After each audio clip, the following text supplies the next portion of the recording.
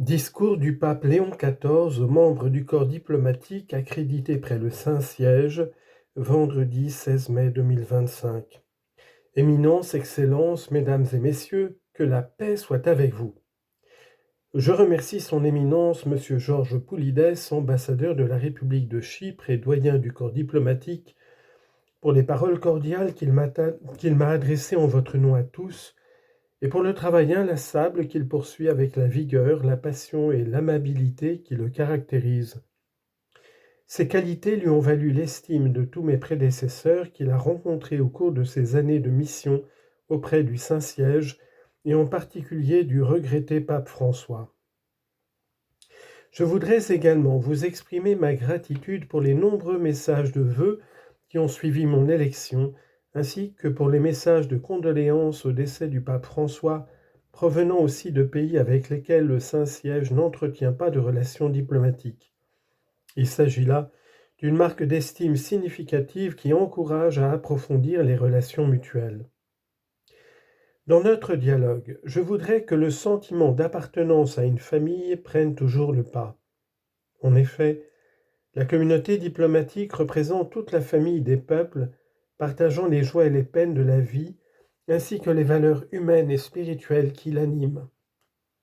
La diplomatie pontificale est en effet une expression de la catholicité même de l'Église, et dans son action diplomatique, le Saint-Siège est animé par une urgence pastorale qui le pousse non pas à rechercher des privilèges, mais à intensifier sa mission évangélique au service de l'humanité.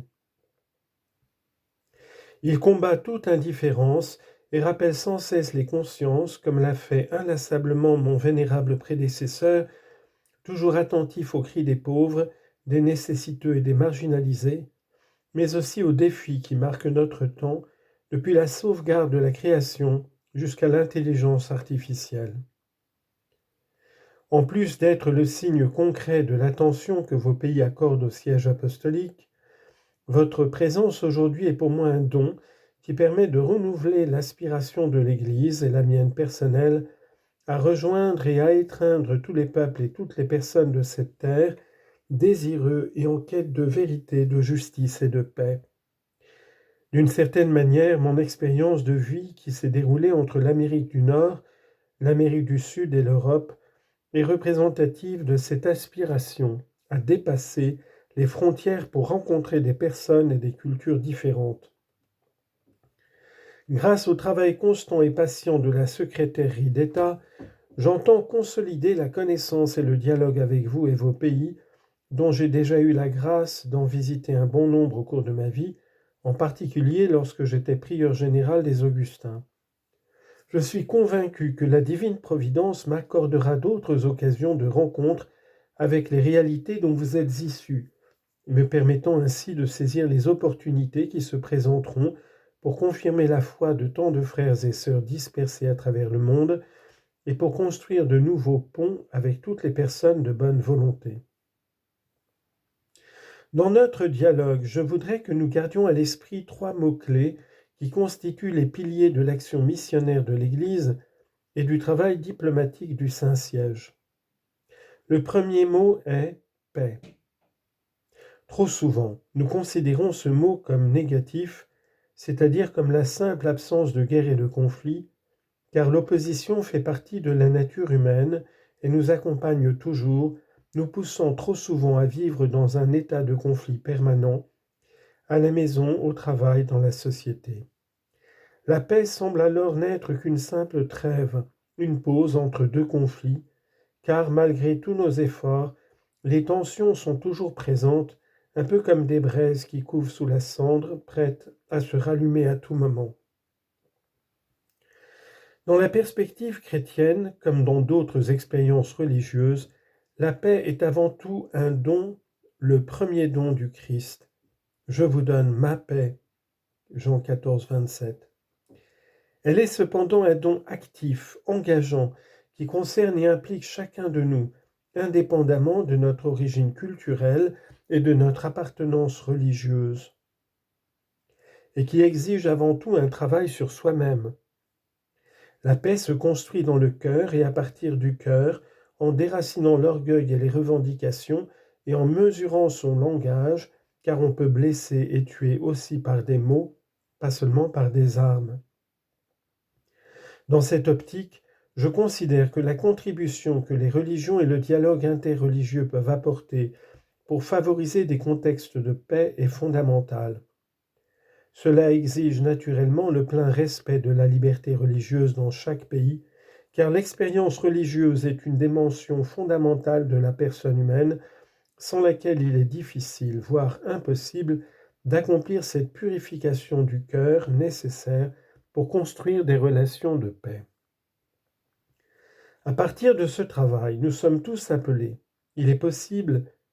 auquel nous sommes tous appelés, il est possible d'éradiquer les prémices de tout conflit et de toute volonté destructrice de conquête.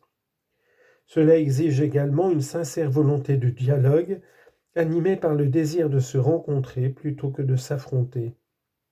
Dans cette perspective, il est nécessaire de redonner un souffle à la diplomatie multilatérale et aux institutions internationales qui ont été voulues et conçues avant tout pour remédier aux conflits pouvant surgir au sein de la communauté internationale.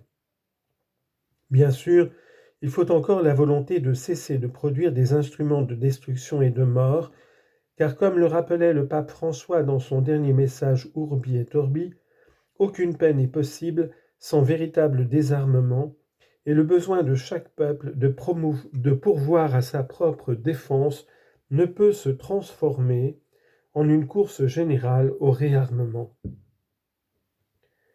Le deuxième mot est justice. Poursuivre la paix exige de pratiquer la justice. Comme je l'ai déjà évoqué, j'ai choisi mon nom en pensant avant tout à Léon XIII, le pape de la première grande encyclique sociale Rerum Novarum. Dans le changement d'époque que nous vivons, le Saint-Siège ne peut s'empêcher de faire entendre sa voix face aux nombreux déséquilibres et injustices qui conduisent entre autres à des conditions de travail indignes et à des sociétés de plus en plus fragmentées et conflictuelles. Il faut également s'efforcer de remédier aux inégalités mondiales qui voient l'opulence et la misère creuser des fossés profonds entre les continents, entre les pays, et même au sein d'une même société. Il incombe à ceux qui ont des responsabilités gouvernementales de s'efforcer à construire des sociétés civiles harmonieuses et pacifiées. Cela peut être accompli avant tout en misant sur la famille fondée sur l'union stable entre un homme et une femme, une société très petite sans doute mais réelle et antérieure à toute société civile. En outre, personne ne peut se dispenser de promouvoir des contextes où la dignité de chaque personne soit protégée, en particulier celle des plus fragiles et des plus vulnérables, du nouveau-né à la personne âgée, du malade au chômeur, que celui-ci soit citoyen ou immigrant. Mon histoire est celle d'un citoyen descendant d'immigrés, lui-même émigré. Au cours de la vie, chacun de nous peut se retrouver en bonne santé ou malade, avec ou sans emploi, dans sa patrie ou en terre étrangère. Cependant, sa dignité reste toujours la même, celle d'une créature voulue et aimée de Dieu. Le troisième mot est vérité. On ne peut construire des relations